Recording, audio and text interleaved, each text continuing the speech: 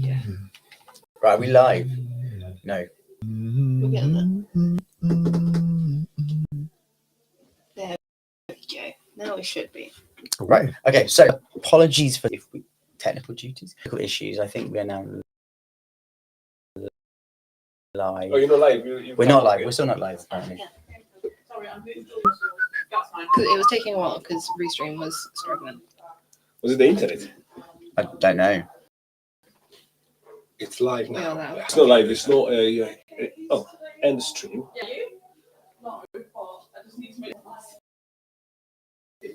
So we are live. I do technical difficulties that we're having. We're live. We are live. Okay, so I'm actually finally live. Sounds Fantastic. Yes. Okay, Well done. so there's a few technical issues, but we are now back. This is episode 5. So just to make it very clear before we start, so the views expressed here are the personal experiences of those who are talking. Views are not representations of P-Town Radio or the organizations or individuals affiliated with it. Content might be triggering and the experiences are from marginalized people. So please do leave the live stream if you need a break. You are Dante, so I am currently the chair. So my name is Keith. I am currently with New Dice. We have a new person here. Would you like to introduce yourself? Hi everyone, I'm Yorgos. Really cool to be here. And we also have Mimi, Hello. who's representing Queer Out Queer Out Loud. Loud today. So episode 5, it's interesting to be the chair, as a couple of weeks ago I was just the guest, which is really good. So let's start with you. Yeah. Thank Do you. you want to just describe a little about yourself, why you're here today? Yeah, sure. So I'm not of this land, as I imply, but I'm here today because of my connection with Stu. So I've a few years now. I know the fabulous work they do for everything from New Dice to ethical activities, kind of for. I would say for the world, I really appreciate what they said. That the podcast is about language, it's about power. We oftentimes have conversations anyway. So I thought, great, yeah, let's engage with this. So yeah, sounded really excited, and here we are. So as a Greek person, how do you feel that affects you culturally compared to like the UK and Greece? In terms of language, the use of language, Yeah. I think that whilst I've been quite privileged in that when I was very, very, very, very little, I got to learn Greek and English at the same time, and so the use of vocabularies, the real corporeal, being able to pronounce things a certain way was already there. Still, not having lived in the UK for a really long period of time and only just returning 3-ish years ago. Has it been 3 years? I don't remember. Something like that. Interesting the ways in which I'm oftentimes reminded that I'm not of this place, and that usually happens in these day-to-day moments where I might use a phrase incorrectly, or maybe I don't understand or recognize a phrase that is really, really just common knowledge for everyone else.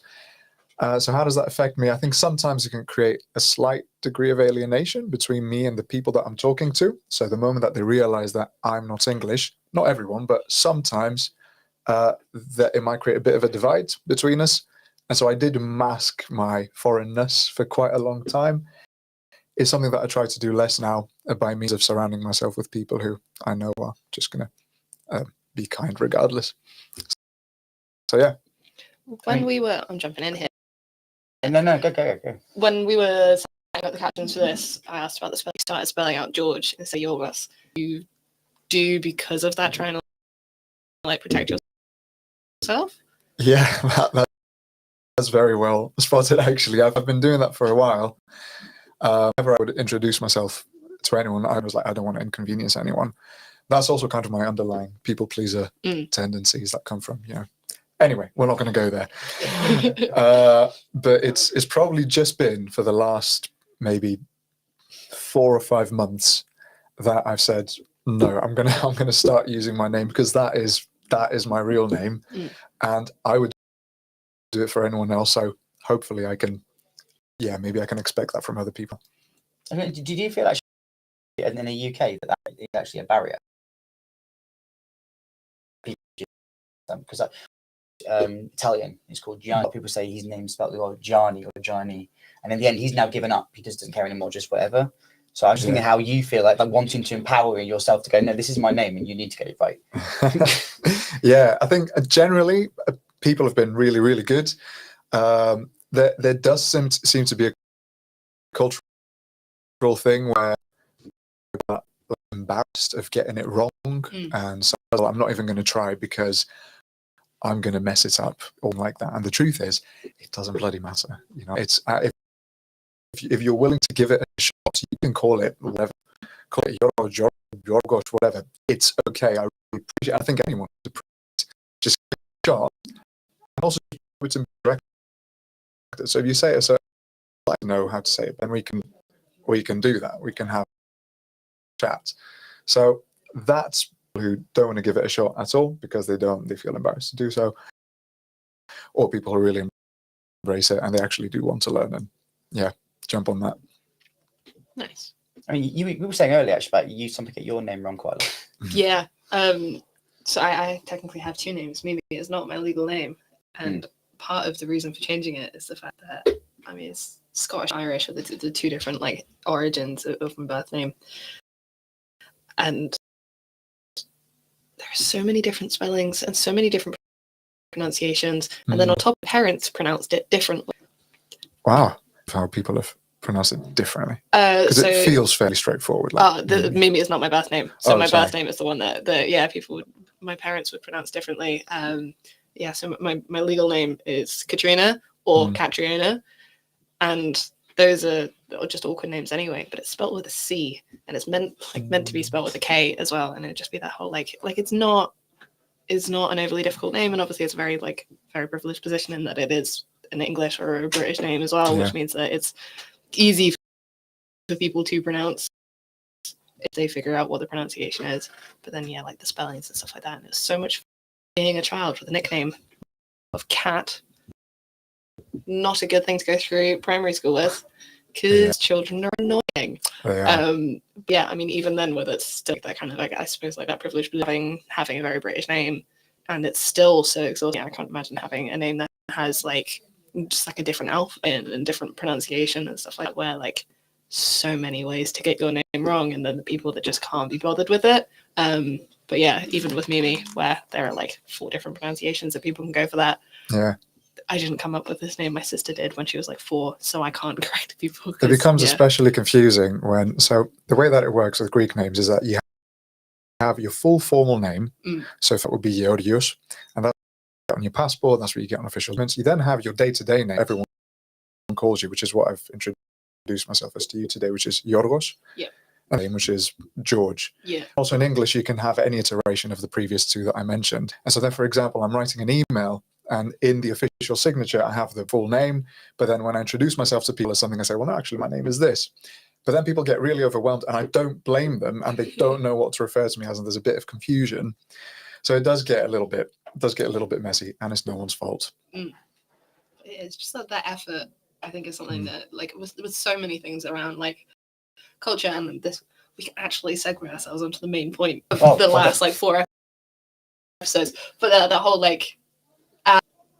just saying that you can't be bothered is so much power to have over someone, where it's my energy and effort to put into human decency has more say than your existence does, which is a segue to power. Yeah. How are you going to segue us, Keith? Well, actually, I was going to think about it as power. Actually, just think about that. Because think about experience I had when I was growing up. Because my name is Keith, which I hate, but the amount of times people will call me Chief Keith or Clark Kent because my surname is Clark. So a lot of my times I was never called by my actual name when I was growing up.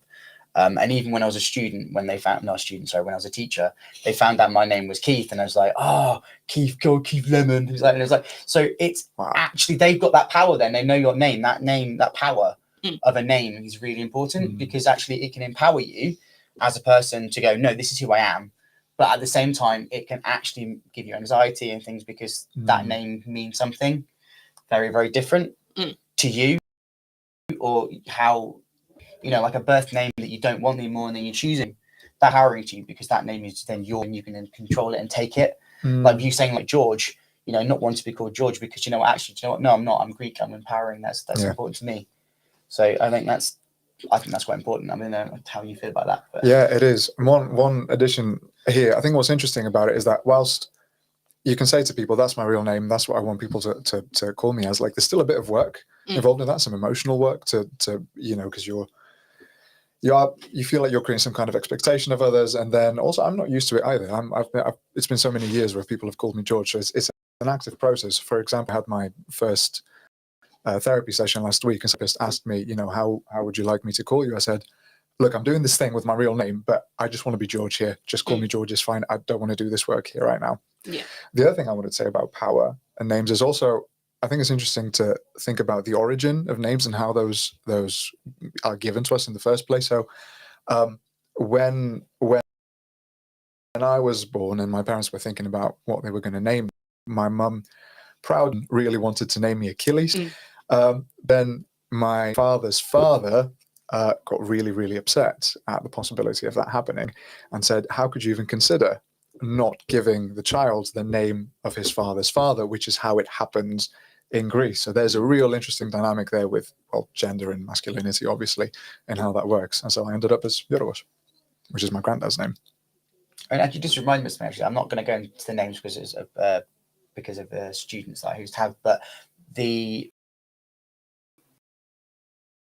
parents literally named every single one of their children after a Greek god, and that actually had an effect. Kind of empowered by it at the same time. Then we go, you'd take the proverbial out of him, should we say, rather than I was going to say another word then. But because of I'm giving you permission to swear. Okay, taking the piss then. Out of his name just because of what it was, and that affected him quite a lot because he's also autistic, which added. Yeah, I'm not sure where to go now. So, having that like the father's father thing and having the meaning that goes into names. I think we had this conversation with Jabbo last week, maybe on air, but maybe I just had this conversation. I can't remember. Everything is blended together. Isn't it just? But yeah, having that kind of like this name means this, and then how that kind of is like manifesting for you for the rest of your life. But for me, in terms of going by Mimi, was a name that my sister chose, and this was just after I had moved.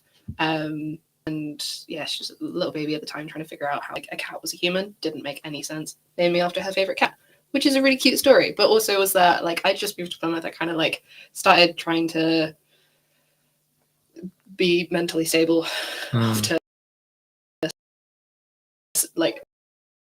real bad years and stuff like that, and trying to that, and it was that whole permission to restart with a new name. And so that was, I suppose, very symbolic for me, but also one of those ones that I think I do care quite a lot when people pronounce Mimi wrong, because it's but this is my new start. This is the whole actually being able to kind of have control over stuff. And I think it's that names are so personal because it's how you're going to be referred to for your entire life. And the given name versus chosen name.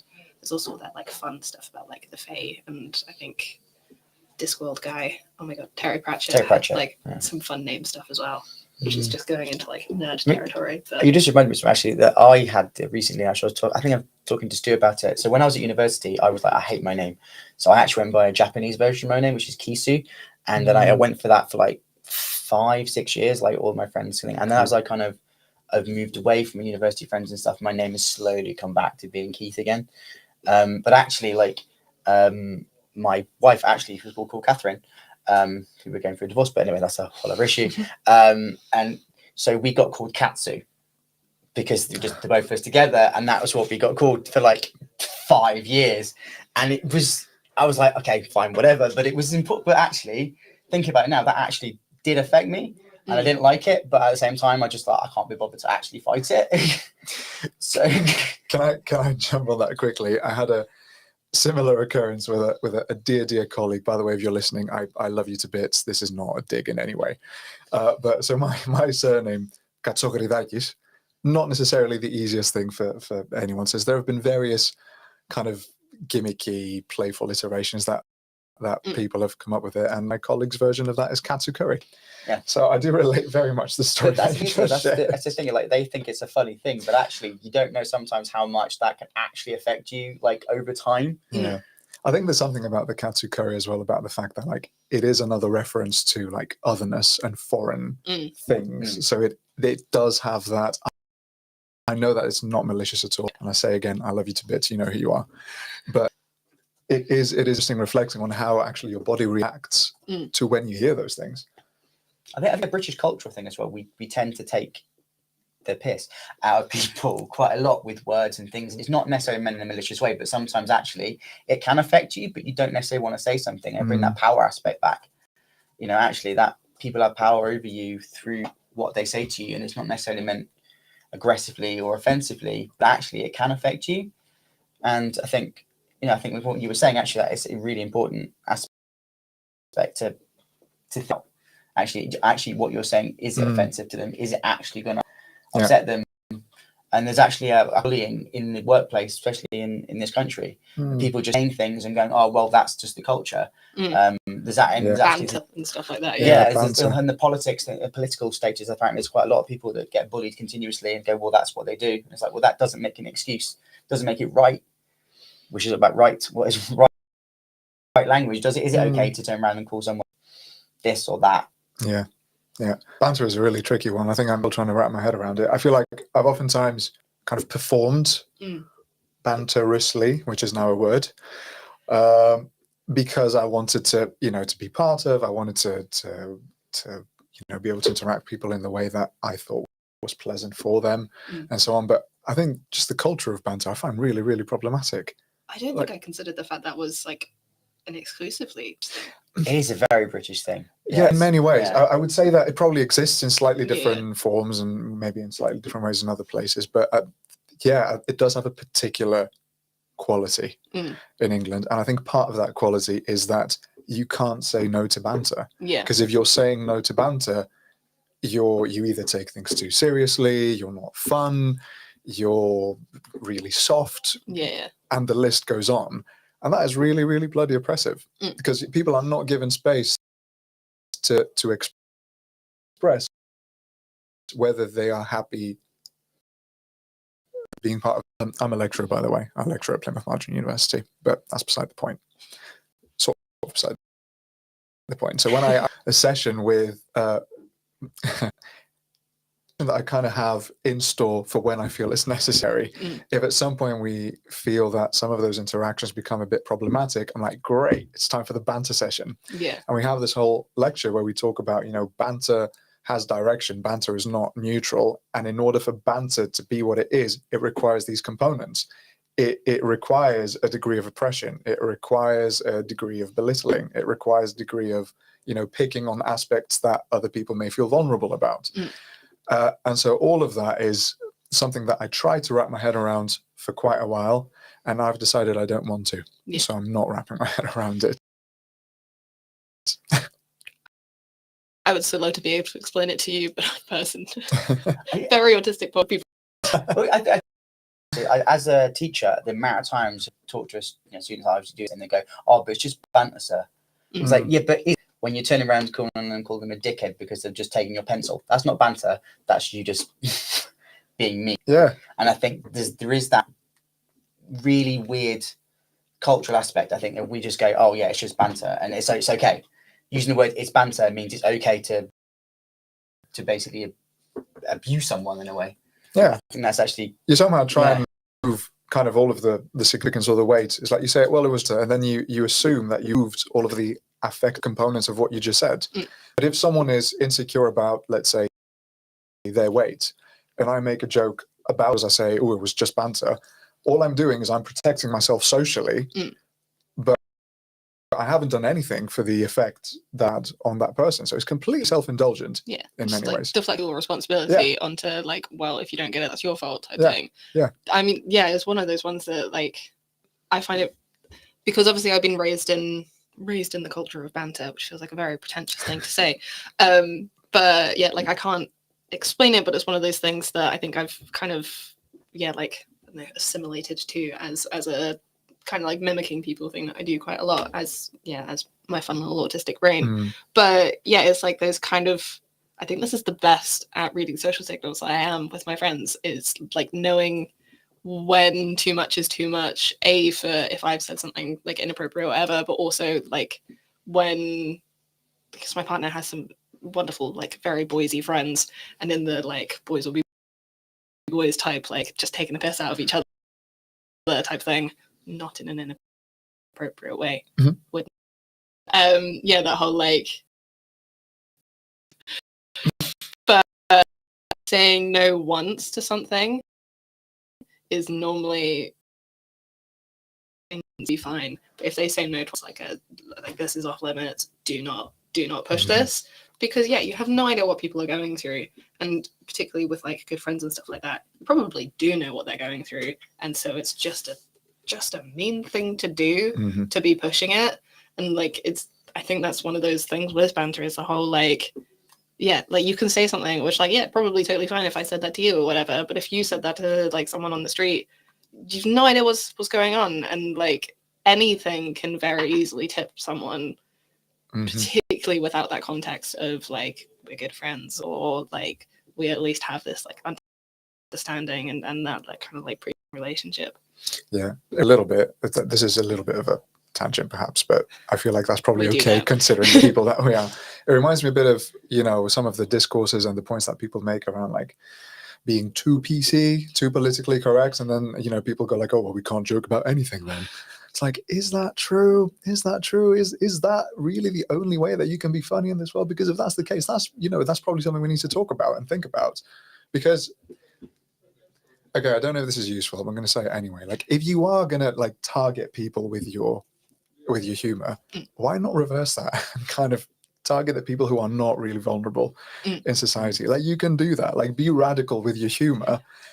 Don't channel it towards the people who are, and I really kind of put that within brackets, like easy prey. Yeah. Well, actually, so on that basis, like, you think about do you think like Jimmy Carr is very good at doing that kind of thing of like targeting certain people and making comments about things in a derogatory way, or like I think of old school comedians that used to do that. But even now, I've noticed, like, I've been to a lot of comedy stuff. I've got a friend to do a lot of comedy, so I've been going to a lot of their kind of things. And even now, there are people that make jokes about being ginger and stuff, and it's okay because they're ginger. It's like, well, no, it's not. It's still not okay. Like, but it's kind of become accepted. If it's okay to make jokes about this, or it's okay to make jokes about that. Like, if I made a joke about me being autistic, that's okay. But it doesn't mean you can make a joke about me being autistic, because you don't understand what it's like to be in that position. Yeah. So you can make a joke about yourself. I think it's a very different thing to make a joke for someone else to make that same joke about you. Yeah. I have a quick fire of 3 points to add to that. One, ginger kid at school ended up crying because someone just said like something about a ginger joke just on a bad day. And that was, I think, a very interesting thing for my year group. Number 2, Greg Davis, don't know, Taskmaster guy.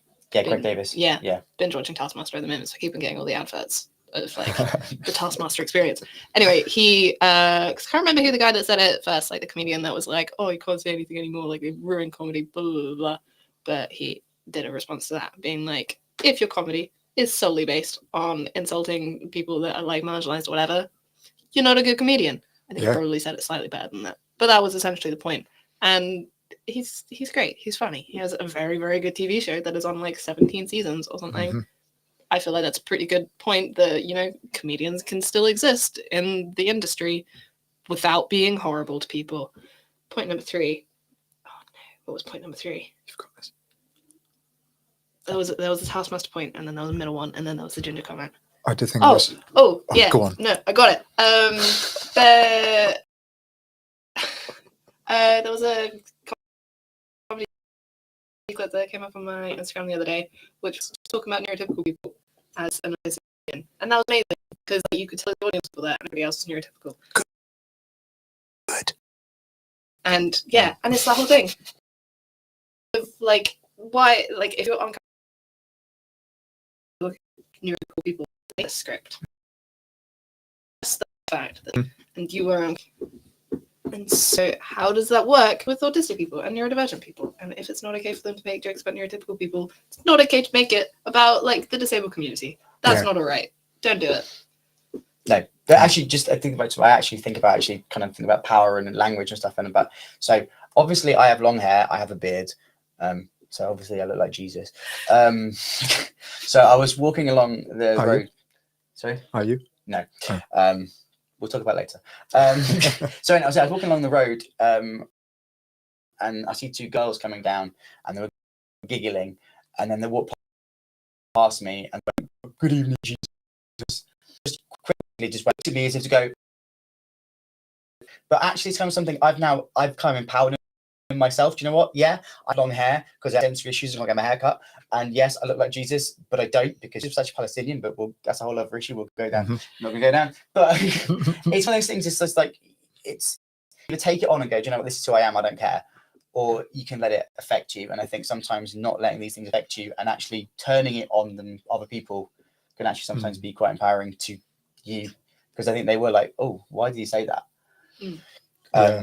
Because one of the reasons actually why it's about language actually I think why I was kind of I kind of take on the thing as being Jesus when I was a student, when I was a teacher. I went through lockdown. My hair got, I realized I was autistic, right? That's it. Now I'm growing my hair, which was great because I was able to do it. And then when I came back, obviously I had long hair and I was a teacher.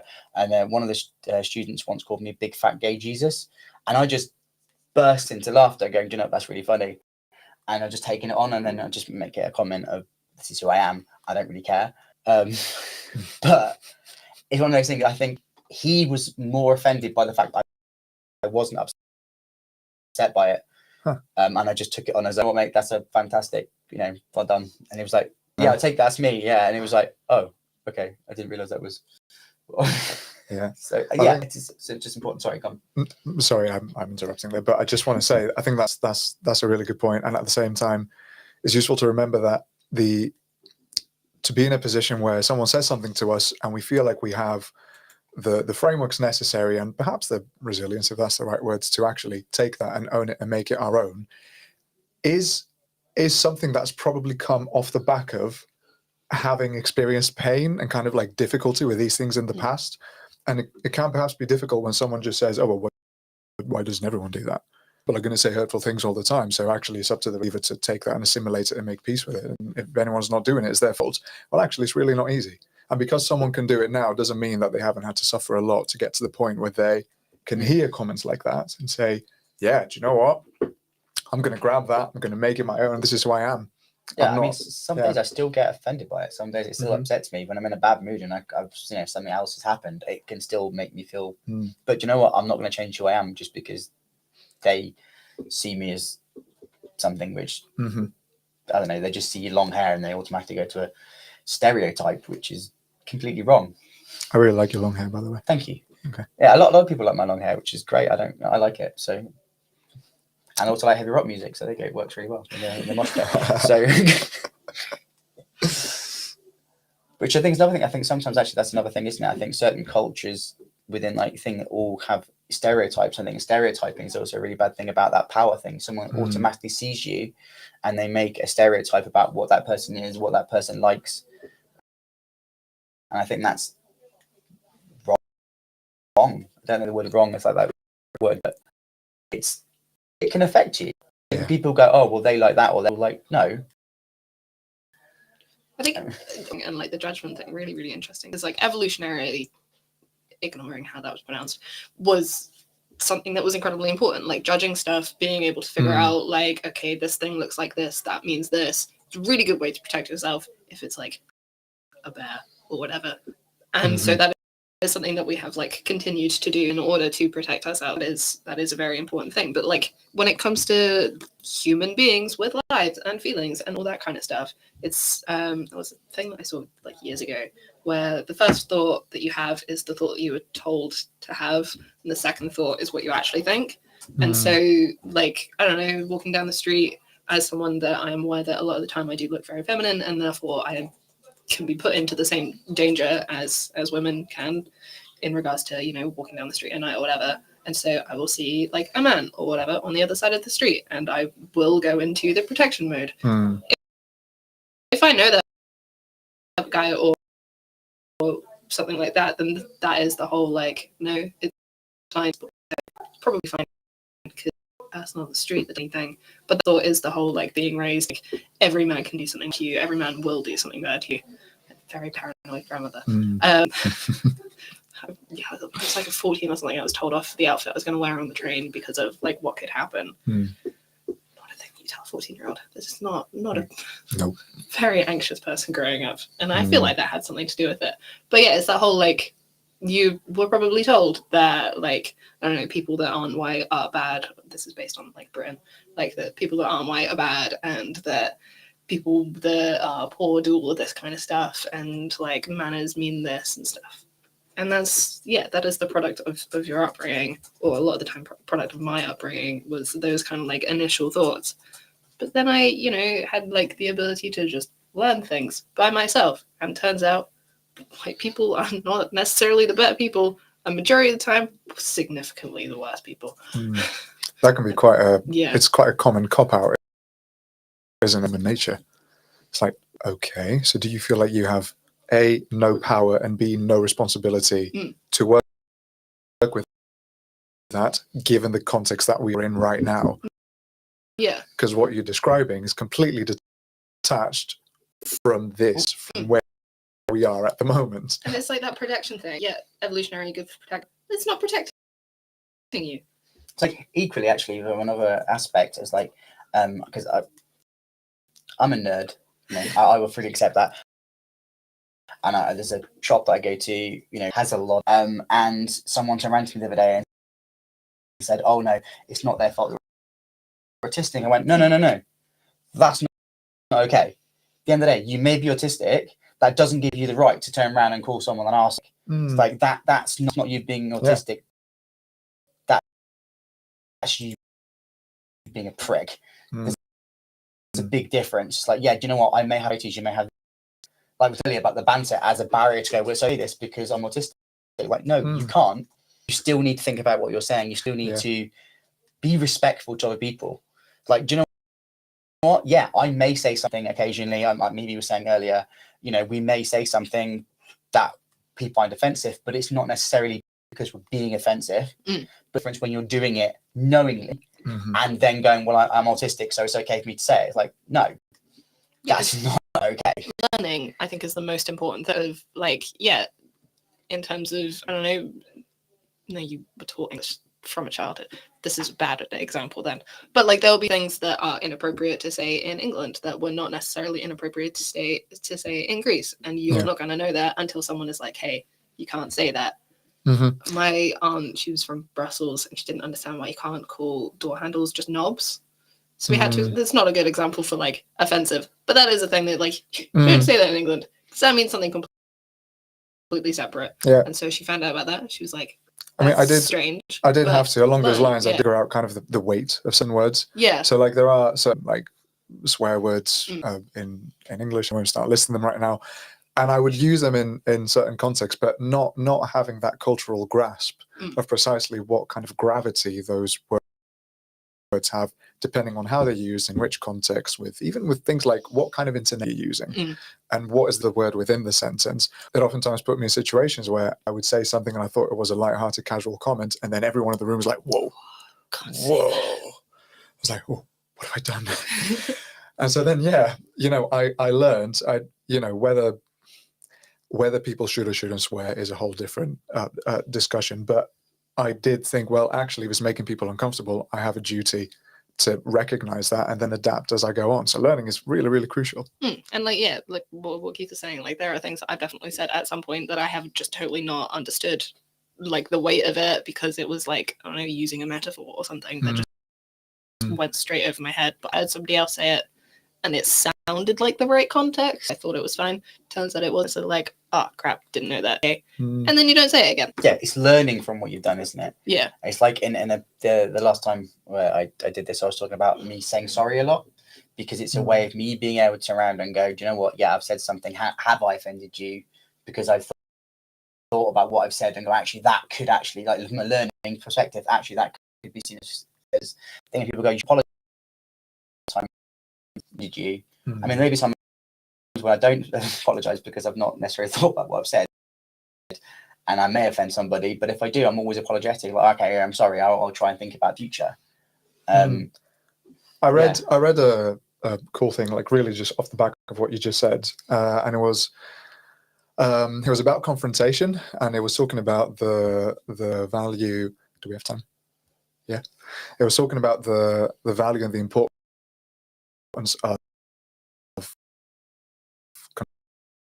confronting people when of love, because if you to me something and I feel offended, or maybe you hurt me in that moment, you know, I kind of stand up for myself in that moment, say, look, I need you to understand that what you said over there was difficult for me. I'm setting boundaries for myself, but that is because I care about our relationship, and B, I love you enough to assume that by me sharing that with you, you will receive it well. I trust you to be able to do expressing my trust to you in that moment.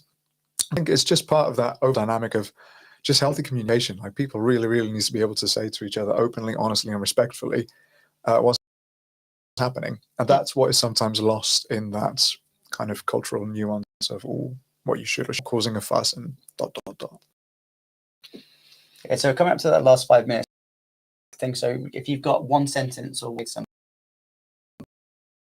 somebody about what you spoke about today, what names are tricky.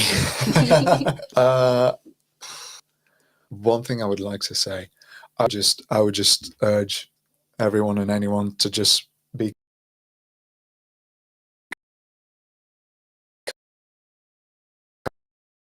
kind with each other, and to remember that language. This is a long sentence, by the way, and to remember language is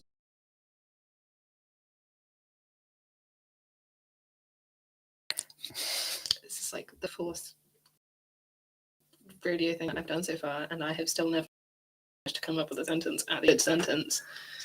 I'm sticking with like, don't be a dickhead. fair enough. yes. Straight to the point. Yeah, I think powers were established that, you know, words have a lot of power over you people. So think about what you say and how you say it. And I think, you know, be respectful.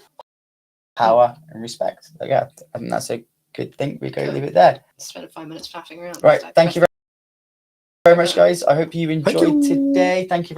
You want to go? There we go. That was your best one of the day, by the way. Thank you. There you go. See, all it takes is a little bit of practice. Take care, guys. Bye-bye. Thank you.